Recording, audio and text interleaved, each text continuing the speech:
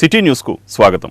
బ్రాహ్మణ సేవా సంఘం ఆధ్వర్యంలో గొడుగుపేటలోని శంకరమఠంలో ఉగాది వేడుకలను ఘనంగా నిర్వహించారు.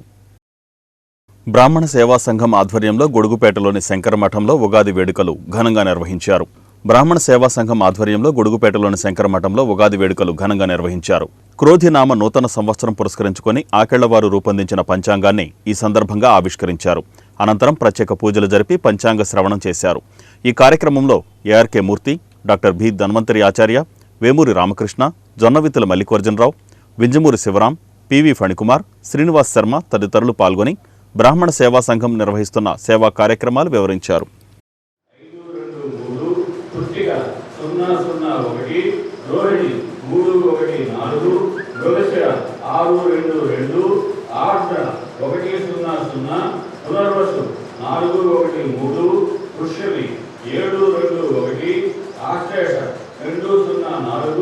మక 512 ఉప 020 ఉత్తర 303 హస్త 611 చిత్ర 124 స్వాతి 402 విశాఖ 710 అనురాధ 223 జ్యేష్ఠ 501 మూల 014 పూర్వాషాఢ 322 ఉత్తరాషాఢ 600 శ్రవణం 421. బ్రాహ్మణ సేవా సంఘం తరఫున క్రోధి ఉగాది సంబరాలు మచిలీపట్నం గొడుగుపేటలో ఉన్న శంకరమఠంలో జరుపుకుంటున్నాము. ఈరోజు ఈ కార్యక్రమంలో ఆకెళ్లవారి పంచాంగం పుస్తక ఆవిష్కరణ జరుగుతోంది. ఆకెళ్ల రామకృష్ణ గారు ఈ పంచాంగ పఠనం చేస్తున్నారు. ఆ పుస్తకాన్ని బి ధన్వంతరాచార్య గారు ఆవిష్కరిస్తున్నారు. ధన్వంతరి ఆచార్య గారు దీన్ని ఆవిష్కరిస్తున్నారు. తర్వాత గుత్తికొండ సుబ్బారావు గారు పెళ్లి పుస్తకం ఆవిష్కరణ చేస్తున్నారు. పెళ్లి పవిత్రత, మంత్రభాగ వివరణ, ముఖ్యమైన మంత్రాలకు డాక్టర్ బి ధన్వంతరి ఆచార్య గారిచే చెప్పబడుతుంది. తర్వాత వివాహము, సామాజిక స్పృహ మీద గౌరవనీయులు సౌరం వెంకటేశ్వరరావు గారు మాట్లాడతారు. తర్వాత గంధకర్త ఆకెళ్ల గారికి అంటారు, వారి చేత సంకలనం చేయబడినటువంటి గంటల పంచాంగం అది కూడా ఆవిష్కరింపబడింది. ముఖ్యంగా ఈ రోజున ఉగాది అని అంటున్నాం. ఉగాది అంటే కాలం అనంతమైనటువంటి కాలం. భగవంతుడు కూడా అనంత స్వరూపుడు కాబట్టి భగవంతుడే కాలమని, కాలం భగవత్ స్వరూపమని శాస్త్రం. దాన్ని గణన చేస్తూ మంచా చెడ అనేటువంటివి మనకి తెలియచేయగలిగింది ఒక పంచాంగమే. కాబట్టి తిథి, వార, నక్షత్ర, యోగ, కరణాలు అనే 5 విభాగాలతో కూడినటువంటి ఆ శాస్త్ర సంపుటాన్ని ఈ రోజున ఆవిష్కరించారు. ముఖ్యంగా దీంట్లో ఈ సంవత్సరం క్రోధి నామ సంవత్సరం. మనకి శాస్త్రంలో 60 సంవత్సరాలు ఉన్నాయి. ప్రభవ, విభవ, ప్రమోదూత, ప్రజోత్పత్తి, ఇలాగే అక్షయ నామ సంవత్సరం వరకు 60 సంవత్సరాలు. ప్రతి సంవత్సరానికి ఒక పేరు ఉంటుంది. అట్టాగే ఇప్పుడు ఇవాళ వచ్చినటువంటి ఈ సంవత్సరం పేరు క్రోధి నామ సంవత్సరం. రంజాన్ సందర్భంగా నిర్వహించే ఇఫ్తార్ విందు మత సామరస్యానికి ప్రతీక అని టీడీపీ, జనసేన నాయకులు పేర్కొన్నారు. రంజాన్ సందర్భంగా జరిపే ఇఫ్తార్ మత సామరస్యానికి ప్రతీక అని టీడీపీ, జనసేన నాయకులు పేర్కొన్నారు. రంజాన్ పురస్కరించుకుని రెవెన్యూ కళ్యాణ మండపంలో ముస్లిం సోదరులు ఏర్పాటు చేసిన ఇఫ్తార్ విందులో మాజీ మంత్రి కొల్లు రవీంద్ర, పార్లమెంటు సభ్యుడు బాలశౌరి, మాజీ పార్లమెంటు సభ్యుడు కొనకళ్ళ నారాయణరావు, జనసేన బండి రామకృష్ణ తదితరులు పాల్గొన్నారు. హిందూ ముస్లిం భాయి భాయి అనే నినాదంతోనే ప్రతి ఒక్కరూ ముందుకు వెళ్లాలని మచిలీపట్నం నియోజకవర్గం ఉమ్మడి ఎమ్మెల్యే, ఎంపీ అభ్యర్థి కొల్లు రవీంద్ర, బాలశౌరి ఈ సందర్భంగా పిలుపునిచ్చారు. ఈ సందర్భంగా కొల్లు రవీంద్ర, మచిలీపట్నం పార్లమెంటు సభ్యులు బాలశౌరి, మాజీ ఎంపీ కొనకళ్ళ నారాయణరావు, జనసేన బండి రామకృష్ణ మాట్లాడుతూ మచిలీపట్నం మత సామరస్యానికి ప్రతీక అని, ఇక్కడ అన్ని మతాల వారు అన్నదమ్ములుగా మెలిగి ఉంటారని, కానీ దురదృష్టం ఏంటంటే రాజకీయాల కోసం ముస్లిం హిందువులను వైసీపీ ప్రభుత్వం విడదీసే ప్రయత్నం చేస్తోందన్నారు. ముస్లింలను కేవలం ఓటు బ్యాంకుగా చూస్తూ వాళ్ల మధ్యలో చీలిక తెచ్చి లబ్ధి పొందాలని చూస్తున్న ఈ ప్రభుత్వానికి ముస్లింల ఐక్యత చాటి చెప్పాలని కోరారు.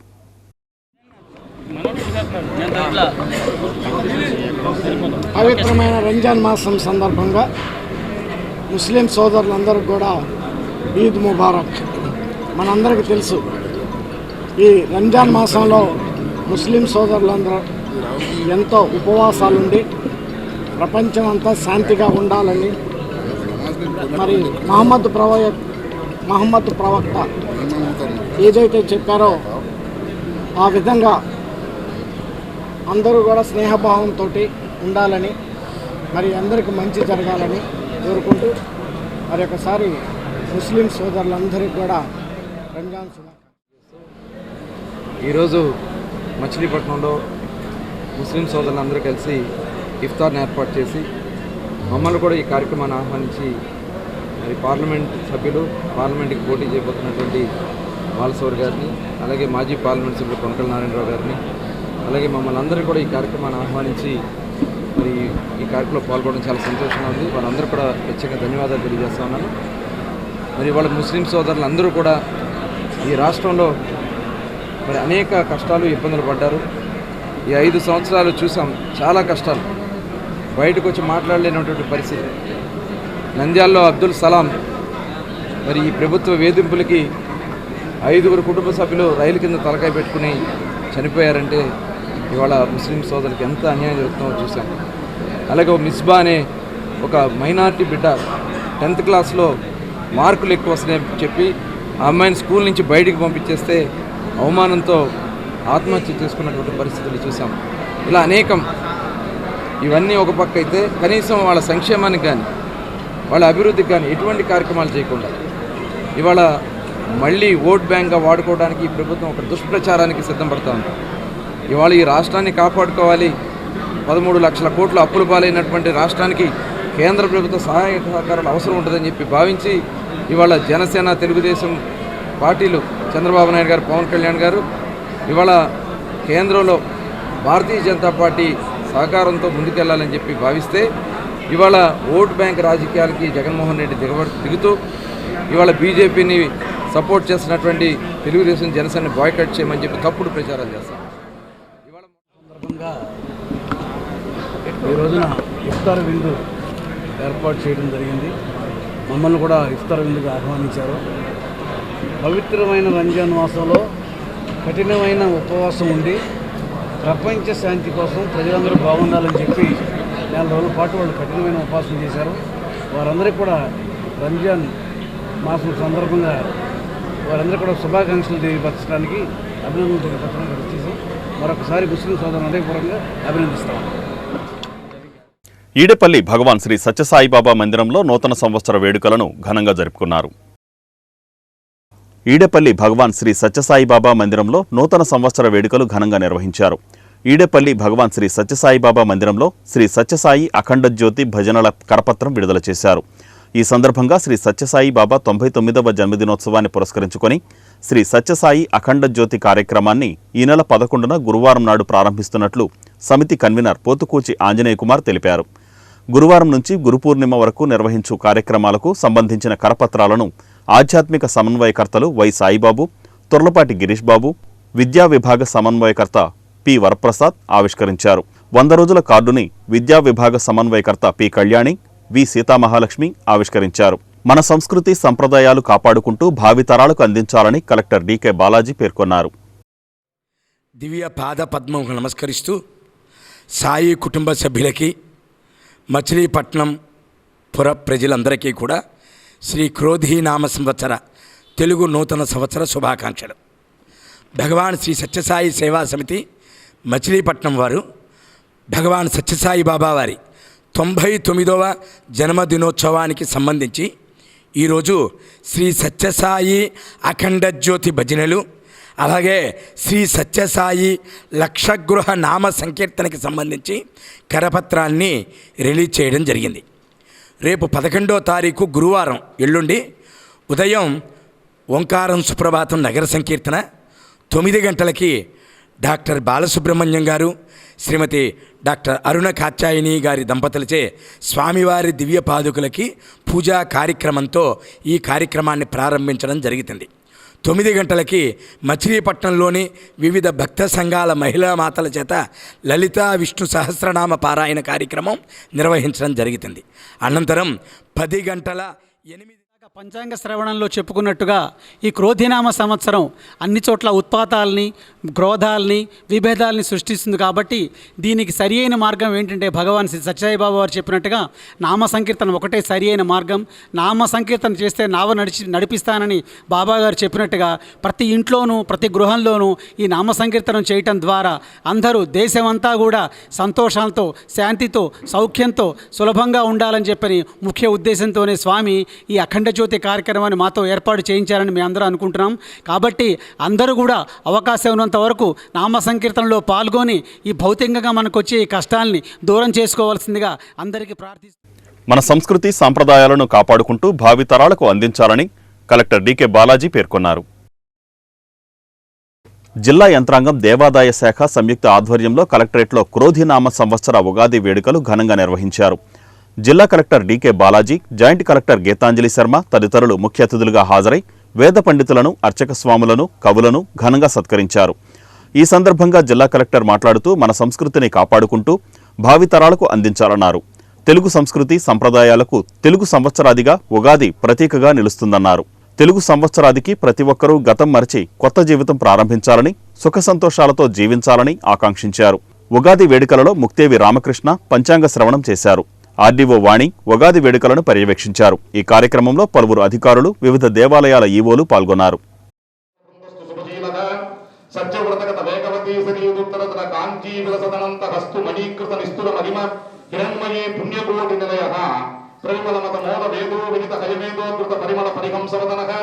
శ్రీమదఖండ భూమండల మండలాయమానమానిని ఆశ్రిత భక్తాంతరంగ అగణ్య లావణ్య తారుణ్య గాంభీర్య వందిత ప్రార్థిత వర్ణిత నిఖిల జగజ్జగేయమాన హైమసింహాసనాగ్రస్థాన స్థిత శ్రీభూమ్నీళా సమేత శ్రీ వెంకటేశ్వర స్వామి దేవత పరిపూర్ణ అనుగ్రహ.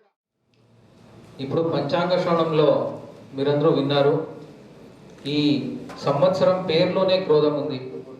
రాజు, మంత్రి ఇద్దరికి క్రోధం ఎక్కువ ఉండే మనోస్థితి ఉంది అని చెప్తున్నారు. అంటే ఆ క్రోధాన్ని మేమిద్దరు నిగ్రహించుకోవాలి అంటే మేమెంత ప్రయత్నిస్తామో మీరు కూడా బాగా పనిచేసి అందరూ ప్రయత్నిస్తే అప్పుడు మా క్రోధం కూడా తగ్గుతుంది. ఇప్పుడు ఎలక్షన్స్ ఉన్నాయి, రానున్న రోజుల్లో చాలా ఛాలెంజెస్ ఉంటాయి. సో అందరూ కూడా ఈ ఒక్క క్రోధినామ సంవత్సరంలో మనకు ఛాలెంజెస్ ఎక్కువ ఉంది అని చెప్పినా కూడా మా పనితనం పైన ఆ ఛాలెంజెస్ అందరూ కూడా అధిగమించే శక్తి మాకు కలియుగ దైవుడు వెంకటేశ్వర స్వామి ఇవ్వాలి అని కోరుకుంటూ అందరికీ మరొకసారి యుగాది శుభాకాంక్షలు తెలియజేస్తూ సెలవు తీసుకుంటాం. Thank you. ప్రవేశం చేసినప్పుడు గ్రహం వాటిని కొన్ని పాదాలుగా విభజించి కొన్ని రాసులలో ఉంచి ఆ ప్రవేశాన్ని బట్టి మనకి మాస నిర్ణయాలు జరుగుతూ ఉంటాయి. రవి అశ్విని నక్షత్ర ప్రారంభంలో ఉంటే మేష సంక్రమణం జరిగి మేషమాసంగా, అట్లాగే రోహిణి నక్షత్రం అశ్విని, భరణి, కృత్తిక పాదం మేషం, కృత్తిక రెండవ పాదంలోకి వస్తే వృషభ రాశి సంచారంగా, అట్లాగే శ్రవణ నక్షత్రం రెండవ పాదంలోకి వస్తే మకర సంచారంగా, ఇట్లా ఉత్తరాయణ పుణ్యకాలంగా చెప్పుకుంటాం. అందువల్ల ఈ నక్షత్రాన్ని బట్టేటటువంటిది కనుక దాన్ని ఉగాది అన్నారు. ఈ యుగ అంటే రెండింటి కలయికతో ఉండేటువంటిది కనుక యుగము, యుగాది అంటే ఉత్తరాయణము దక్షిణాయనము యొక్క రెండింటి కలయికతో ఉండేటువంటి సంవత్సరం కనుక దీన్ని యుగాది అని. అసలు ఇది కాదయా, మొట్టమొదటిగా సోమకాసుడు వేదములను అపహరించినప్పుడు స్వామి మత్స్యావతారాన్ని. సాధారణ ఎన్నికలు 2024కు సంబంధించి కృష్ణా విశ్వవిద్యాలయంలో ఏర్పాటు చేస్తున్న కౌంటింగ్ కేంద్రాల వద్ద పటిష్టమైన ఏర్పాట్లు చేయాలని కలెక్టర్ డీకే బాలాజీ అధికారులను ఆదేశించారు. సాధారణ ఎన్నికలు 2024 సంబంధించి కృష్ణా విశ్వవిద్యాలయంలో ఏర్పాటు చేస్తున్న కౌంటింగ్ కేంద్రంలో పటిష్ట ఏర్పాట్లు చేయాలని జిల్లా కలెక్టర్ డీకే బాలాజీ అధికారులను ఆదేశించారు. జిల్లా కలెక్టర్ కృష్ణా విశ్వవిద్యాలయం సందర్శించారు. సాధారణ ఎన్నికలు 2024 సందర్భంగా ఇక్కడ ఏర్పాటు చేస్తున్న కౌంటింగ్ కేంద్రం ఏర్పాట్లు పరిశీలించారు. అసెంబ్లీ సెగ్మెంట్ల వారీగా స్ట్రాంగ్ రూమ్లు, కౌంటింగ్ హాళ్ల ఏర్పాట్లు పరిశీలించారు. ముఖ్యంగా పోలింగ్ అనంతరం ఆయా అసెంబ్లీ నియోజకవర్గాల నుండి పోలైన ఓట్లతో కూడిన ఈవీఎంలు కౌంటింగ్ కేంద్రానికి తరలించి భద్రపరచటకు తీసుకోవలసిన చర్యలపై జాయింట్ కలెక్టర్ గీతాంజలి శర్మ సంబంధిత శాఖల అధికారులతో సమీక్షించారు. పోలింగ్ అనంతరం ఆయా నియోజకవర్గాల నుండి ఈవీఎంలతో ఎన్ని వాహనాలు వస్తాయి, వాటికి ఏర్పాటు చేయవలసిన పార్కింగ్ గురించి అధికారులతో చర్చించారు. విశ్వవిద్యాలయం ఆవరణలో ఖాళీగా ఉన్న ప్రదేశాలు, పార్కింగ్ ప్రదేశాలు వినియోగించుకునేటకు గల అవకాశాలను పరిశీలించారు. రాజకీయాలకు అతీతంగా సంక్షేమ పథకాలను అందరికీ అమలు చేస్తున్న ముఖ్యమంత్రి జగన్మోహన్ రెడ్డిని మరొకసారి గెలిపించుకోవాల్సిన అవసరం ఉందని వైసీపీ ఎమ్మెల్యే అభ్యర్థి పేర్ని కిట్టు పేర్కొన్నారు. రాజకీయాలకు అతీతంగా అందరికీ సంక్షేమ పథకాలు అమలు చేస్తున్న ముఖ్యమంత్రి జగన్మోహన్ రెడ్డిని మరొకసారి గెలిపించుకోవాల్సిన అవసరం ఉందని వైసీపీ అభ్యర్థి పేర్ని కిట్టు అన్నారు. రాజుపేటలోని కొత్త మసీదులో రంజాన్ సందర్భంగా నిర్వహించిన ప్రత్యేక ప్రార్థనలలో అనంతరం జరిగిన ఇఫ్తార్ విందులో ముస్లిం పెద్దలతో కలిసి పేర్ని కిట్టు పాల్గొన్నారు. మున్సిపల్ మాజీ చైర్మన్ సిలార్దాదా, మార్కెట్ యార్డ్ మాజీ చైర్మన్ అచ్చాబా తదితరులు పాల్గొన్నారు. దేశంలో సెక్యులర్ ప్రభుత్వం ఏర్పడాలంటే కాంగ్రెస్కే ఓటేయాలని పార్టీ నాయకులు కోరారు. దేశంలో సెక్యులర్ ప్రభుత్వం ఏర్పడాలంటే కాంగ్రెస్కే ఓటేయాలని రాష్ట్ర కాంగ్రెస్ పార్టీ ఎన్నికల పరిశీలకులు ఆంధ్రప్రదేశ్ కాంగ్రెస్ ఇన్ఛార్జి మనోజ్ చౌహాన్ పిలుపునిచ్చారు. జిల్లా కాంగ్రెస్ కార్యాలయంలో జిల్లా కాంగ్రెస్ అధ్యక్షుడు వింత సంజీవరెడ్డి అధ్యక్షతన ఎన్నికల సన్నాహక సమావేశం నిర్వహించారు. చౌహాన్ మాట్లాడుతూ రాహుల్ గాంధీ ఆధ్వర్యంలో ఇండియా కూటమి గెలిస్తే అన్ని వర్గాల ప్రజలకు న్యాయం జరుగుతుందన్నారు. కాంగ్రెస్ పార్టీ మేనిఫెస్టోని ప్రజల్లోకి తీసుకువెళ్లాలన్నారు. ధనేకుల మురళీమోహన్ రావు, గొల్లు కృష్ణ, పీసీసీ ప్రధాన కార్యదర్శి మవ్వ మోహన్ రావు, అసెంబ్లీ అభ్యర్థులు అబ్దుల్ మతీన్, డివై దాస్, సొంటి నాగరాజు, వడ్డాది రాజేష్, వెలిసెల సుబ్రహ్మణ్యం, అందే శ్రీరామ్మూర్తి, జిల్లా కమిటీ నాయకులు తదితరులు పాల్గొన్నారు. ఒక టైంలో రాకపోయినా సర్దుకునాలకి పనిచేసి మళ్ళీ ఇచ్చేసారు. తర్వాత వచ్చింది అవకాశం ఎమ్మెల్యేగా నెగ్గారు. అటువంటి అవకాశాలు కాంగ్రెస్ పార్టీలోనే సాధ్యం. ఈరోజు కాంగ్రెస్ పార్టీలో పనిచేసి నేను పార్టీ పరంగానే ఉంటాను సిద్ధపడ్డాను. పార్టీ అభివృద్ధిగానే పనిచేయటానికి నేనున్నాను. నేను ఎలక్షన్స్లో పోటీ చేయట్లేదని చెప్పని గతంలో నేను జిల్లా ప్రెసిడెంట్ ఉన్నప్పుడే నేను ఆ రోజు నా పెద్దలకి పార్టీ అధిష్టానికి కూడా చెప్పాను, నేను ఎలక్షన్లో కంటెస్ట్ చేయనండి, పార్టీకి సేవ చేస్తానండి. నాకు 2 సార్లు బీఫామ్ ఇచ్చారు, చాలు, నాకు నేను తృప్తి పడ్డాను, నాకు చాలండి అని. ఆ రకంగా కాంగ్రెస్ పార్టీలో మళ్ళా కొత్త వ్యక్తుల్ని ప్రమోట్ చేయాలా, కొత్త వ్యక్తులు రావాలా అనే దాంట్లో విశ్వసించే వ్యక్తుల్లో కూడా నేను 60 సంవత్సరాలు 40 సంవత్సరాలు తిరిగాం కాబట్టి 40 సంవత్సరాలు 60 సంవత్సరాల వయసు 20 సంవత్సరాల కాడి నుంచి విద్యార్థి రాజకీయాల కాడి నుంచి తిరిగాం. సంజీవ్ రెడ్డి గారు, నేను, మోహన్ రావు అనగా, మొత్తం రాజేష్ అనగా అందరం అటువంటి రాజకీయాల్లో తిరిగి ఈరోజు మనం కొత్త ఉరవడిగా ముందుకెళ్లాల్సిన అవసరం ఉంది. కాంగ్రెస్ పార్టీ మేనిఫెస్టో గురించి తర్వాత చెప్తారు, ఆ పథకాల గురించి అన్నిటి గురించి. కాదు నేను చెప్పేది ఏంటంటే ఎలక్షన్స్లో పోటీ చేసి విచిత్రమైనటువంటి పరిస్థితులు జరుగుతూ ఉన్నాయి. మోడీ నాయకత్వంలో ఉన్న ఎన్డీఏ కూటమికి, కాంగ్రెస్ పార్టీ నాయకత్వంలో ఉన్నటువంటి ఇండియా కూటమికి ఎన్నికలు జరగబోతా ఉన్నాయి. మరొకసారి మోడీ గెలిచినట్టయితే ఈ దేశంలో నియంత్రణతో వస్తుంది, ప్రజాస్వామ్యం పోతుంది. మైనార్టీలకి, క్రిస్టియన్ మైనార్టీలకి, ముస్లిం మైనార్టీలకి, సిక్కు మైనార్టీలకి అందరికీ కూడా ఈ దేశంలో బతికే అవకాశం ఉండదు. నియంతృత్వంగా రాజరికం మళ్ళీ వచ్చేస్తుంది. స్వాతంత్రం వచ్చినప్పుడు 580 సంస్థాన దేశాలు ఉన్నారు మన దేశంలో రాజులు. వారందరినీ కూడా నెహ్రూ గారి నాయకత్వంలో సర్దార్ పటేల్ ఆ రోజున సంస్థానాలన్నింటినీ రద్దు చేసి ఏకఖండంగా భారతదేశంగా నిర్మించిన సంగతి మనందరికీ తెలుసు. 75 సంవత్సరాల స్వతంత్రంలో 65 సంవత్సరాలు దాదాపు కాంగ్రెస్ పార్టీ పరిపాలించింది. కాంగ్రెస్ పార్టీ పరిపాలనలో భారతదేశ నిర్మాణం జరిగింది.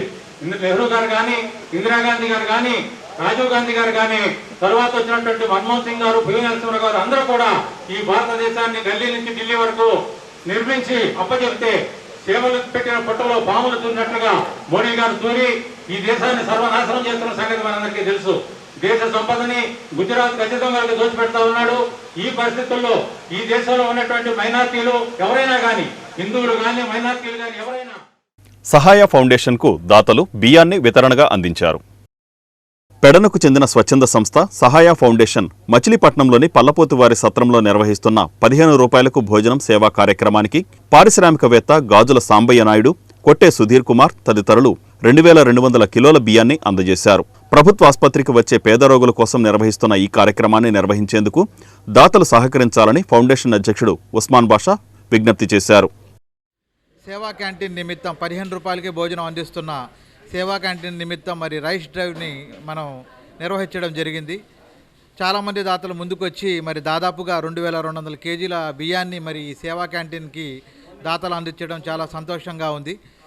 రాబోయే రోజుల్లో కూడా మరిన్ని మంచి కార్యక్రమాలు చేసుకుంటూ మరి ఈ సేవా క్యాంటీన్ జిల్లా ప్రభుత్వ ఆసుపత్రి నుంచి మరి దాదాపుగా 10-15 మండలాల నుంచి వచ్చే ప్రజలకు ఎంతగానో ఉపయోగపడుతుందని తెలియజేస్తూ ఈ సేవా క్యాంటీన్ నిమిత్తం మనకి చాలామంది కూడా సహకరించారు. దాంట్లో ప్రముఖ పారిశ్రామికవేత్త గాజుల సాంబయ్య నాయుడు గారు 10 రైస్ బ్యాగులు ఇవ్వగా, అదేవిధంగా కొట్టే సుధీర్ కుమార్ గారు ఎన్ఆర్ఐ మరో 10 బ్యాగులు ఇచ్చారు. రామ్మోహన్ రావు గారు, ఇలా చెప్పుకుంటా పోతే చాలామంది ఈ కార్యక్రమానికి దాతలు ముందుకు వచ్చి ఈ సహాయాన్ని అందించారు. ఈ సేవా క్యాంటీన్ కూడా చాలా ఉపయోగపడుతుంది. మరి సుదూర ప్రాంతాల నుంచి వచ్చేవారు మరి వారి ఆహారాన్ని సమకూర్చుకునే క్రమంలో చాలా ఇబ్బందులు పడుతున్నాయని మేము చూసాం గతంలో. మరి వారి కోసం అని ఈ పేదల కోసం అని ఏర్పాటు చేసిన క్యాంటీన్కి అతి తక్కువ కాలంలోనే మంచి పేరు రావడం, మరి దాతల సహకారం కూడా మరి కొద్ది మేర రావడం, మరి రాబోయే రోజుల్లో కూడా వారు కూడా మరి సహకరించి ఈ క్యాంటీన్ ప్రతిరోజు నడిపే విధంగా మరి దాతలు కూడా ముందుకు రావాలని కోరుకుంటూ అందరికీ ధన్యవాదాలు. మరి ఈ కార్యక్రమంలో మరి రైస్ బ్యాగ్ డ్రైవ్ చేపట్టిన తర్వాత మరి మా సహాయ మహిళా విభాగం వాళ్ళు చాలా చక్కగా పనిచేశారు. మరి మాజేటి లక్ష్మీకాంతం గారు, కోన వెంకటేశ్వరమ్మ గారు, నూర్జహాన్ గారు, సంధ్య గారు, అదేవిధంగా చాలామంది ఇంకా లక్ష్మి గారు. ఈ వార్తలు ఇంతటితో సమాప్తం. నమస్కారం.